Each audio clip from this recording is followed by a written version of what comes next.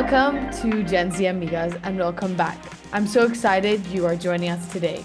This is a space where we unpack the values, pressures, and innovations shaping our generation, especially as we step into the workforce, which we are all maybe in or have worked in or still studying. So it's a topic that I think is very needed and that we'll be discussing today. So Gen Z, is entering a workplace built by older generations and with norms and hierarchies and expectations that, don't always fit, but instead conforming Gen Z is rewriting the rules. We're redefining communication, work-life balance, leadership, and what a kind of healthy work culture should look like. So today we're asking the question, how is Gen Z changing the game and what codes are being rewritten along the way? And to unpack this question and this topic with me are four incredible guests who represent the bold, thoughtful, and innovative spirit of Gen Z. Today, I have with me, first of all, Jahana Shirin, who is doing a Bachelor in Psychology in Dubai, who is passionate about the workplace, well-being, mental health, and human behavior due to the psychology. Next, we have Noor Albastaki, who is president of the UAEU chapter of ACS, bringing real-world experience on safety, organizational culture, and leadership. And then we have Defne Gürkan, who is a co-founder of Yeşil Dünyamız. Please correct me if I'm wrong. A social entrepreneur and a student at IU University who's reimagining sustainability and youth-led impact. And last but not least, Jude Daboubash, who's also studying communication and digital media at IU University, who explores storytelling, digital identity, and culture. So please welcome all to the podcast. Thank you so much for coming. So let's dive right in. When we talk about the Gen Z effect, let's talk about what that really means. So, Jahana, I want to start with you. From a kind of psychology perspective, what mindsets, values, or expectations do Gen Z bring into the workplace that older generations may not fully understand? Okay, so like from a psychological perspective, I think like we have like a different mentality from older version people, right? Mhm. Everyone agree to it. Like which mindset, values, or expectations, workplace that like everything is different. Like I don't know like what like basically entering a workplace, we will be like, hey, what are you questioning everything? Like, why are we questioning everything? People ask why these Gen Z people question things. Like, we want to know the behind of everything. When the Mhm. older people accept how the things are, they just accept it. But we Mhm. don't. We don't Mhm. know what's the reason behind it. We question everything. So Mhm. it's like one big mindset we bring in is like purpose, not in a dramatic way. Like we are not mm, like We're very um curious, you could say. yeah, We're any curious. You're saying once we're asking why. We're very curious. Curious mindset is something that, yeah, I do think Gen Z has, not just in the workplace, but I think before, as we're still studying, we're very curious about that. Any values you think that we have that maybe older generations don't fully understand in the workplace? that sorry, what I meant is one big mindset like we bring is purpose that not in a dramatic way, like we are not working in and saying like this is the meaning of our life, or like what the meaning of life, but Mm-hmm. more like it's something. If I know why I am doing something, I'll do it the way it is supposed to be, like it in a Mm-hmm. way better, right? Mm-hmm. So we also care about well-being, and I know that sometimes we get misunderstood. Like people think that we are being over dramatic, like we don't care about many things and all. But it's not something like that. Older generation survive on like they hustle a lot, but we don't hustle. Like we Mm-hmm. don't do like a what would we could say, like we don't struggle too much. We try to find answers more easily and like more understandable, not the older generation way. Yeah. So yeah, Mhm. communication is like a thing that we think very important, like other than the older generation. Mhm. Thank you. And Noor, I wanted to kind of backtrack onto you as someone who's already working within organizational structures. What shifts do you notice in how Gen Z communicates with managers, colleagues, and leadership even? I feel like they bring new ideas, like the ideas that are currently being shown in the workplace compared to what Gen Z bring in is, I feel, completely different and more open to different things. Um, Mhm. yeah, And when they communicate with leadership or managers, is there any kind of, have you noticed a shift in that way or um I feel like they're more friendly. okay. They just speak their mind, like whatever they need, their needs, they would just Mhm. put it forward. Yeah. Okay. Thank you. And Defne, I want to bring it on to you. Gen Z is often called the impact generation. So how does this show up in your work as a social entrepreneur? Have you seen any kind of that kind of name of impact generation coincide with Gen Z? Yes, definitely. Like it's called impact generation because I feel like our generation, while creating a work or like creating a project, working on it, you also want to see the impact you are bringing in to Hmm. the company. So that kind of keeps you more motivated in a way Hmm. because you see the direct value that you're bringing in and the Hmm. direct result that you're creating. And for me, like personally, I try to work on projects that makes me feel like I am bringing actually value into the company. Hmm. So a company or a project like just to the audience that I'm creating it for. So like socially wise, it's I think very focused just on making it for people. Hmm.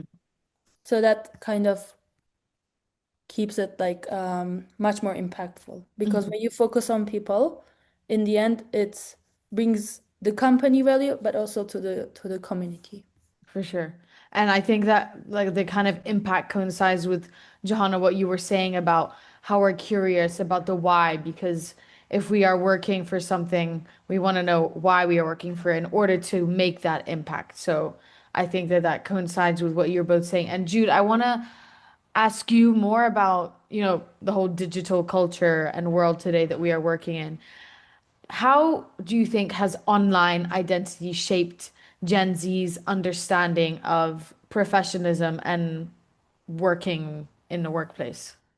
Yeah, like I think coming on Daphne's point, I think it's super important that we have to know that Gen Z population grew up performing multiple identities online. And Hmm. that's something super important because I think that the more like the other generations, more traditional, they wouldn't do that. And so like we were exposed to all of this digital spaces where we saw every like all the tones were suddenly visual. We would see emojis, all of these formats that would pop off that before were not existent because obviously there's the rise of the internet and everything that happened. So that's why as a Gen Z population, I think we prefer to like use messages, use emojis, use like we'd rather like now, for example, any Gen Z, you can see that their attention span is super short. It's because Hmm. we prefer something that's more direct, that's more like visual, something that we could like rather than, for example, long emails, etc., something that's short, simple. And I think that for us, being professional is more about efficiency and transparency rather than not like playing a specific role or fitting into something because we want it. So Hmm. yeah, and also like Noor said, like we tend to be super like we get ideas because I think also we're exposed to a lot of stuff and we saw different perspectives that maybe traditional like or other generations wouldn't possibly see that. Hmm. Yeah. Thank you all for your words and opinions. And so we've talked about who Gen Z is, and now I want to talk about the codes that they're breaking. So, Noor, I want to start with you. You work in a field driven by process and compliance. So, how do Gen Z employees challenge or reshape these traditional systems?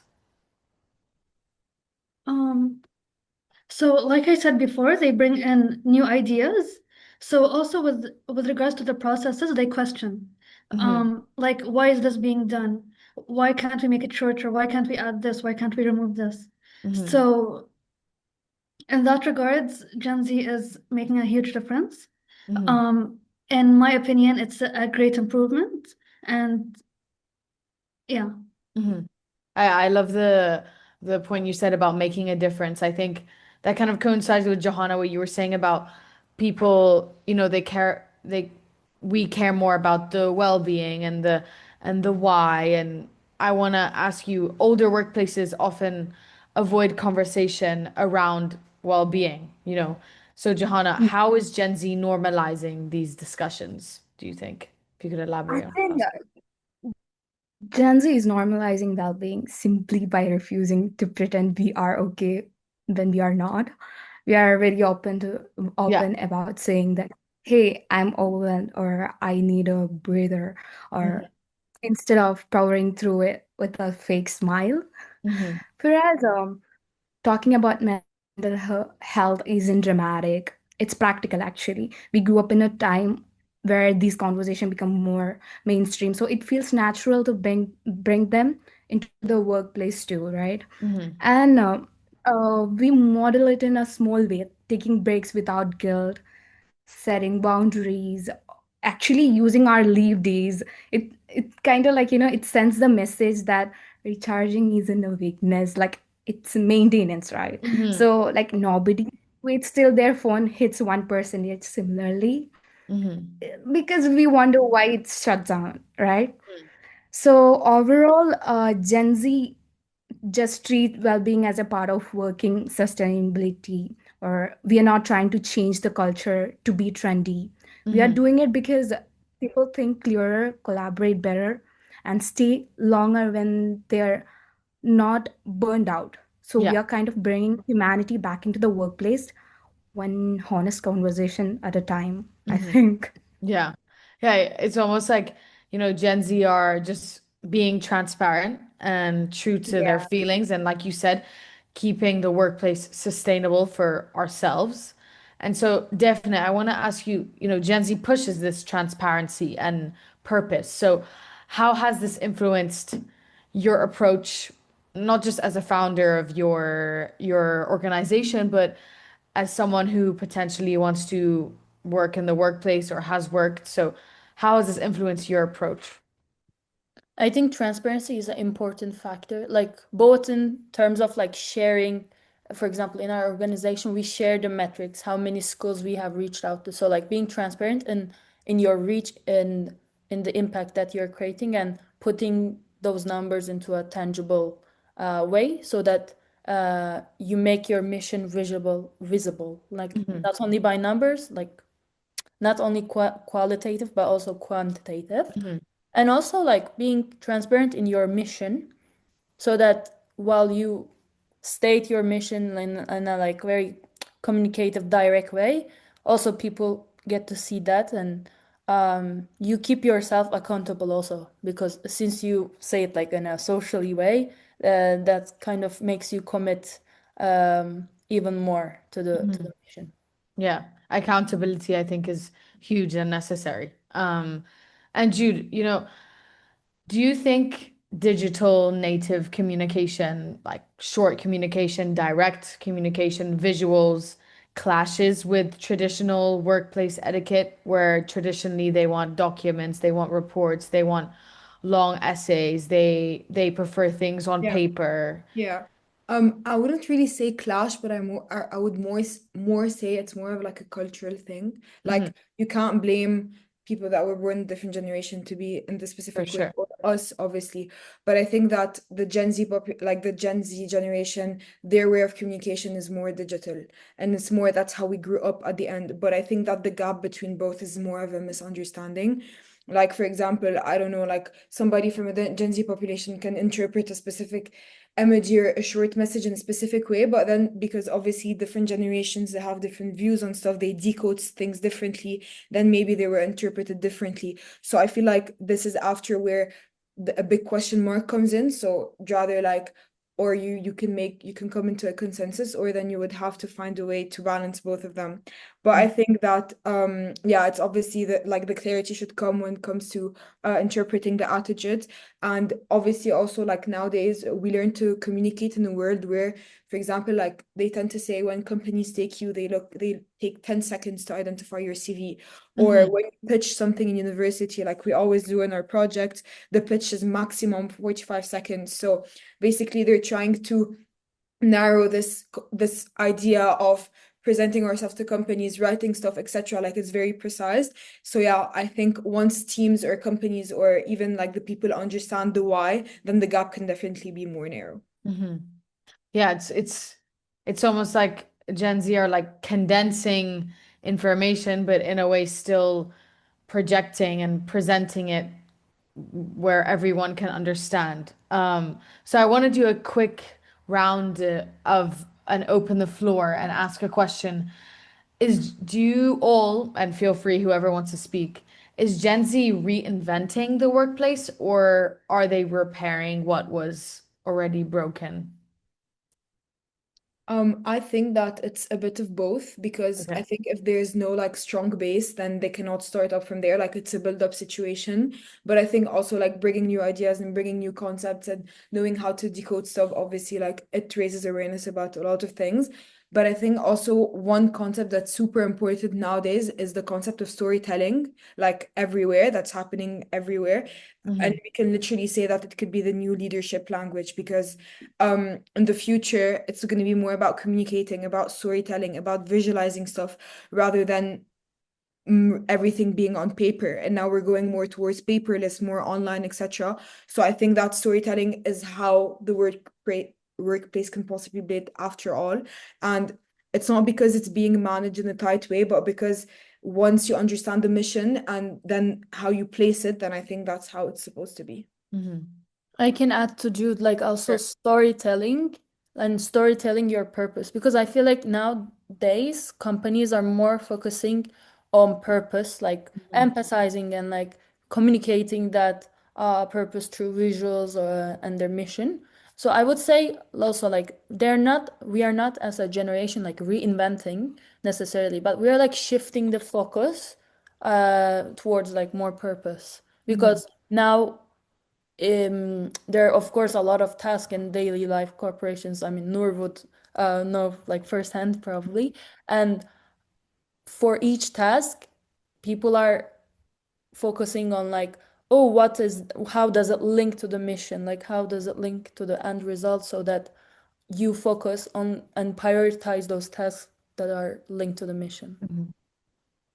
Noor, do you have any comments about this mini question about if Gen Z is reinventing the workplace or repairing what's already broken?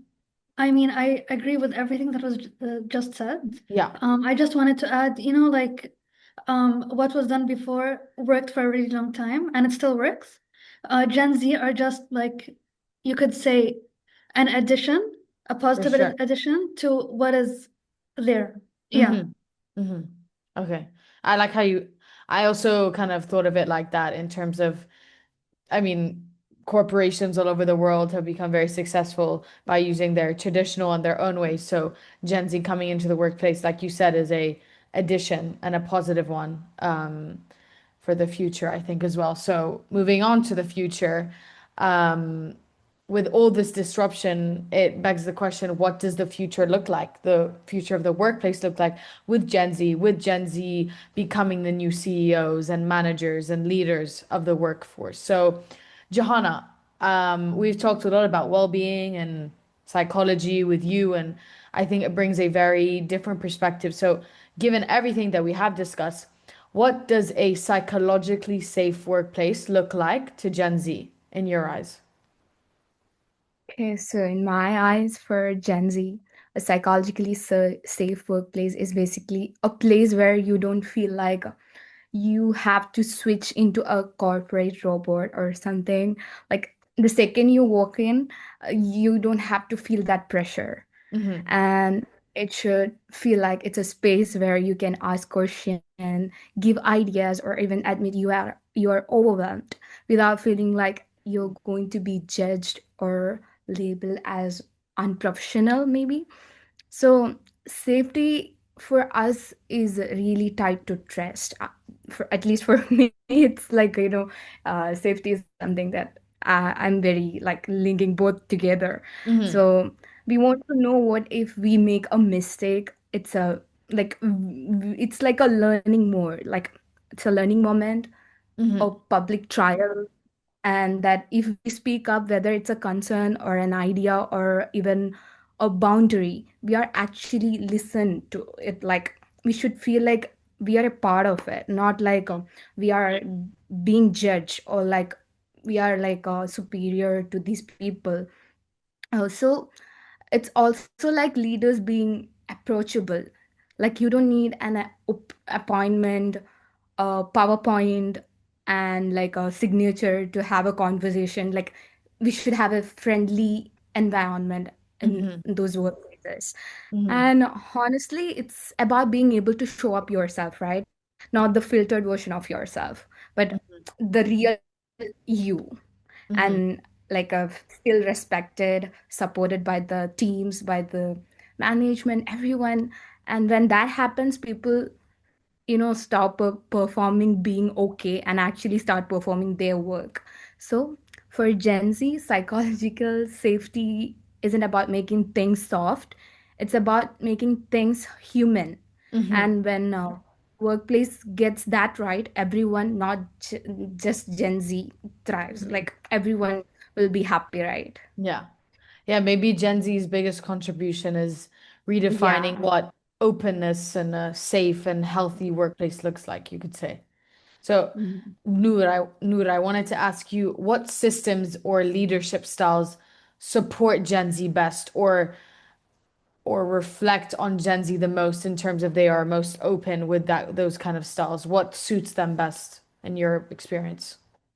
Um, I feel like a more, um, I guess, friendly and empathetic type of style. Hmm. Um, I guess they try to connect more with everyone around them, try to get to know everyone, try to get to know if everyone is okay.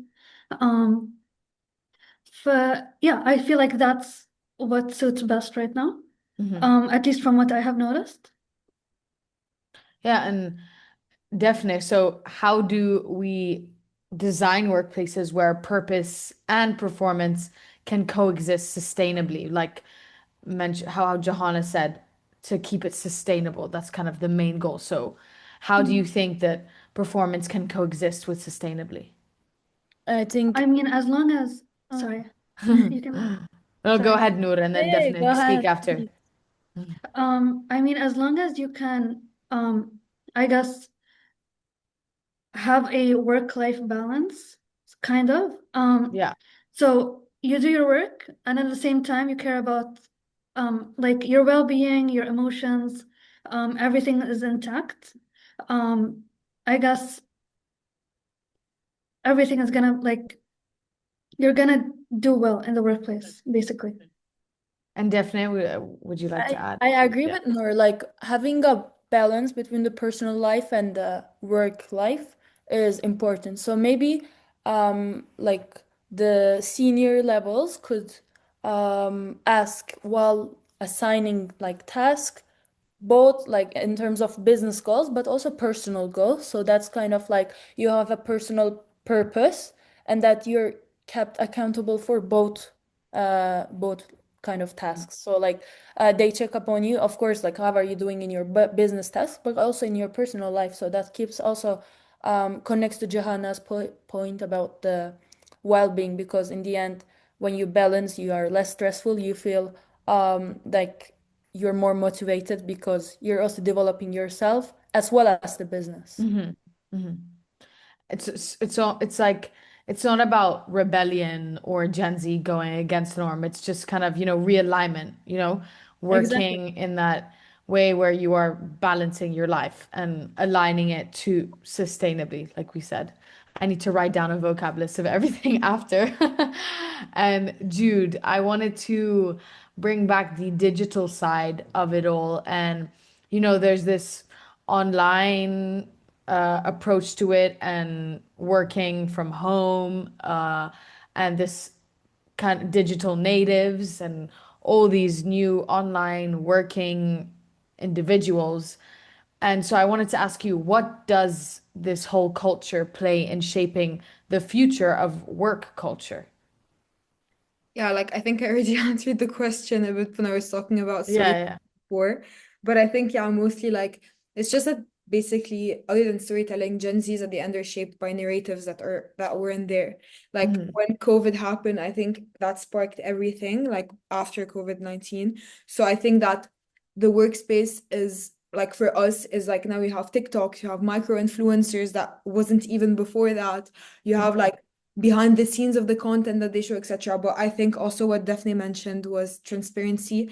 And when you're like transparency is a concept that makes you expect more, like in the workplace, etc. So we want like us as Gen Z, we want to know why this matters, who are we impacting, and how it fits the bigger picture of the company. So we try to link everything, but when it comes to offline, storytelling can definitely help teams like connect in a world Hmm. where Hmm. hybrid work can feel sometimes fragmented a lot, like Hmm. because it builds trust, culture, and also belonging. Because I feel like hybrid work, a lot of people took a lot of time to adapt to it.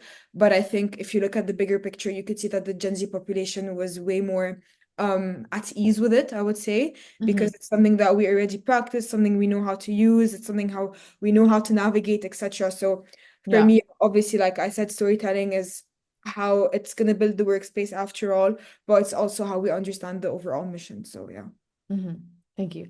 And so for closing reflections, I'd love a line from each of you. If Jahana, we can start with you. What does it mean to break the workplace code in 2025? Sorry, your voice was breaking. Could you please repeat? Oh, what does it mean to break the workplace code in 2025? Okay, for me, breaking the workplace code means like giving ourselves permission to be human again, like, Hmm. be human. It's Hmm. about Not robots. letting go of those old rules where you had to hide your feelings, or those, you know, like feelings pretending that everything's fine even though you're not. Hmm. So Gen Z is saying like, let's make the workplace, where people can actually show up as themselves. Hmm. And Noor, would you like to add what it means to you? I think it means being more empathetic and curious. So whenever you have a question, just ask, not to be scared. Hmm. And Defne? I would say like being intentional, both with like the task that you're following and also like in the mission that you're working for.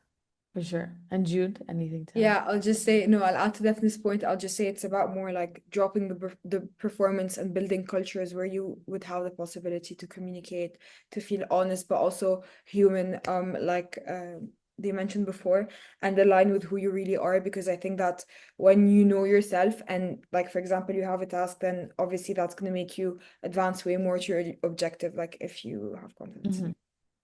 So Yeah. yeah. Yeah, I think breaking the workplace code in 2025 is all of those things that you have mentioned, but I think it's also just about when you come to work every day to be yourself, put your best self forward. And I'm sure people before Gen Z did that, but Gen Z just do it in a different way with more transparency.